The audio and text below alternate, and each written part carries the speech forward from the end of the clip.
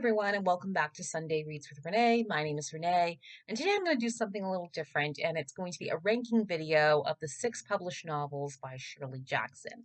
The reason I'm doing this is because it is the month of October in the spooky season, but also if this year marks Shirley Jackson's 60th anniversary of her passing. She was only 48 years old, much too soon to go.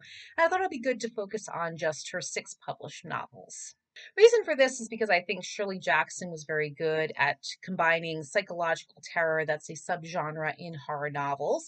And for anyone that knows Shirley Jackson, she's noted mostly by critics as being a landmark writer in horror fiction, especially in the 20th century. Therefore, I felt it was fitting. Now, the reason I'm doing her 6 published novels and not including any of her short stories is because I haven't read all of them. Therefore, I don't think I could give a fair comparison. However, if I were to do any of her short stories, The Lottery would be number 1, mainly because I think it's still a very terrifying tale nearly 70 years after its publication. Before I begin, please be forewarned that I'm going to be revealing plot details, therefore spoilers are ahead. I'll also be including a little recipe at the end of this because I got it from the Gothic cookbook and I hope you'll enjoy. First up for number 6 is the Sundial. Now, I put this as the last place because for me personally, I really didn't like it. I thought this was a book that didn't really feel up to a lot of what Shirley Jackson has done throughout all her 6 works. And the reason for it is because I felt it was choppy, it had too many characters. And I get where it was going with because it deals a lot with family strife and dysfunction, but it was very choppy. I felt there were too many characters. Nonetheless, I do think it had that added drop of psychological terror that's very much Shirley Jackson. This one just didn't work itself out very well. Number 5 is The Road Through the Walls. Now, The Road Through the Walls is Shirley Jackson's debut, so it does have a little bit of choppiness to it, but nonetheless, you see a lot of elements of her works inside. And the reason for that is because it has the domestic horror, the psychological terror, it has satirical works on class strife, domesticity, different people engaging with each other in the negative ways. So there's a lot of neighborhood dysfunction, family dysfunction, people who don't like each other or tolerate each other to an extent. And it really works well. So you can see actually in this debut work of Jackson's the hallmark of what is going to become her future works. Number 4 is Hangsaman. And the reason why I liked Hangsaman is because I think it really is the epitome of her work. And what I liked about this is that it deals not with a supernatural force, but something a little bit more terrifying, which is the psyche up here in the mind. And the reason for that is because Natalie, the character in the book, is hoping for new things. She's graduated high school, going off to college, getting out of a domineering home, but because of a horrific event just before she goes to college, she can't really function properly when she goes in there. She blocks out that horrific event, which was SA, and she ends up having to reinvent herself and block out the trauma and try to move forward, but struggles with that.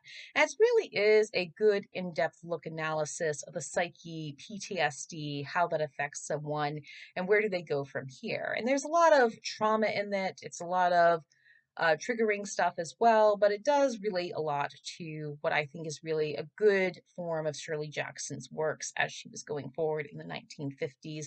So I do recommend Hangsaman. Number 3 would be The Bird's Nest. And the reason I like The Bird's Nest is because I find it more of the unusual of Shirley Jackson's works.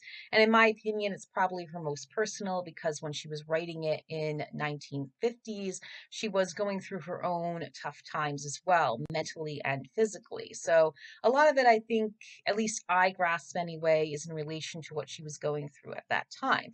And The Bird's Nest delves into someone who has multiple personality disorder, which is now known as dissociative identity disorder.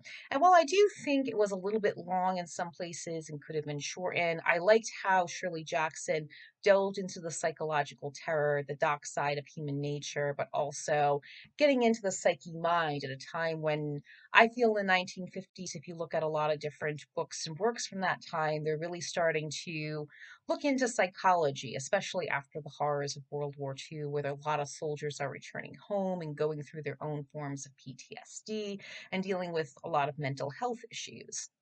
But what I like about The Bird's Nest is that we have a fragile heroine who has to go through all the psyches and deal with everything. Now, for me, I don't know a lot about dissociative identity disorder, so I can't give a good assessment on whether this is accurate or not. Therefore, I advise everyone to do their own research. But I do like the fact that we have a heroine that's going through this, and I do think it was something interesting for 1953 when this book was published in order to really grasps everything about dissociative identity disorder or mental health issues and the struggles to get help for that, especially in the 1950s. Number two is The Haunting of Hill House. And I put this as number two is because while I did like it, I didn't consider it my number one. Still, it truly is Shirley Jackson's masterpiece in so many ways. It's the epitome of all the ghost stories. I like the character of Eleanor. I like the aspect of how the haunted house was done. And I think Hill House is an interesting haunted mansion to visit. And I think it really is the epitome of the ghost stories of the 20th century. I can clearly see why critics see that.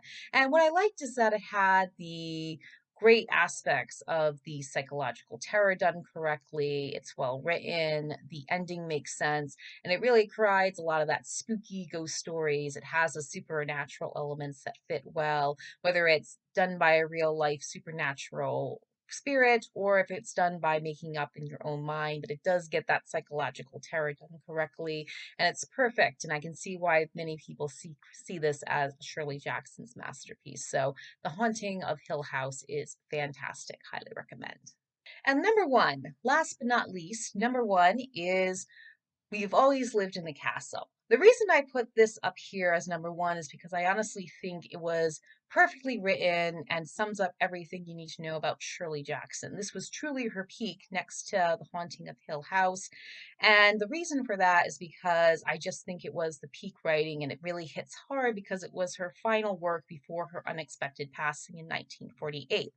And the reason why I like We Have Always Lived in the Castle is because it reminded me a little bit of Lizzie Borden and also psychological terror. It had mystery, gothic elements, thrillers. So it really worked well to grasp this family dynamic, but also this fear of isolation, how the townspeople don't like these two sisters because of what happened 6 years ago, the speculations, and how these sisters end up becoming at the end of it where they are supposed to be in a very tragic way, but it makes sense for just who they are and what they're about, with also some twists at the end. So I do think that We Have Always Lived in on the Castle is perfect and the epitome of Shirley Jackson's work. I think this is really her peak, in my opinion, and number one, which makes it sad because I wonder what more work she could have done had she not passed away in 1965 too soon.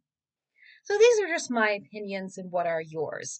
What do you think of these books? Where do you rank Shirley Jackson's works? Do you think it does well? Do you think The House on Haunting Hill is the best one? Do you think it's less work?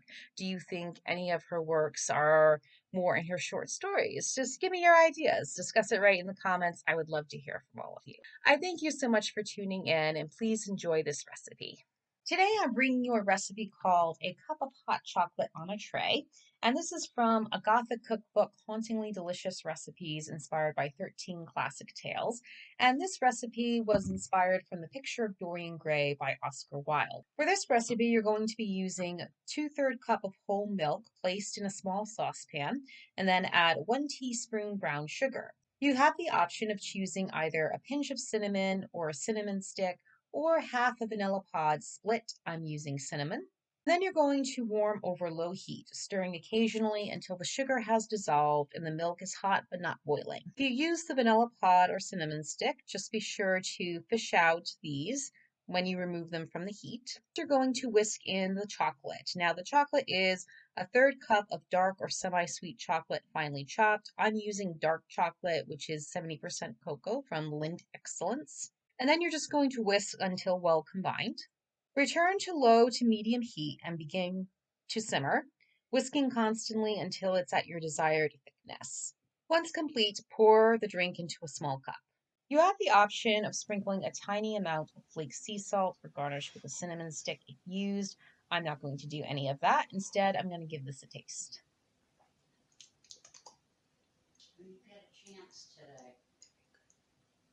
And trust me, it was very good. Nice, thick, and chocolatey. Now, because it was a little bit thicker than I liked, you can always add a little bit of milk to thin it out. I thank you again so much for tuning in. Please be sure to like, share, comment, subscribe, and click the notification bell.